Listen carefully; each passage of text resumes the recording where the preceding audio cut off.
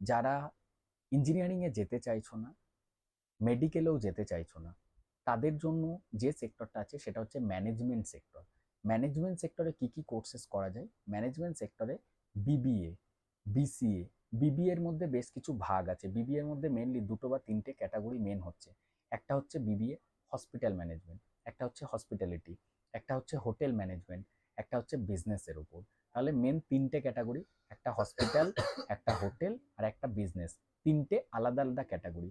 BBA করার পর যদি ইচ্ছা হয় সেক্ষেত্রে কিন্তু এমবিএও পরে করতে পারো। আর বিবিএ করার পর কিন্তু ম্যাক্সিমাম যে জবগুলি হয়ে থাকে সেই জবগুলি কিন্তু হয়ে থাকে আপনাদের প্রাইভেট সেক্টরে। বিভিন্ন যে কোম্পানি হায়দ্রাবাদ, পুনে, ব্যাঙ্গালোরে যে কোম্পানিগুলি থাকে সেখানে আপনাদেরকে জব করতে হবে। গভর্নমেন্ট জবের স্কোপ কিন্তু বিবিএ এর ক্ষেত্রে খুবই কম থাকে।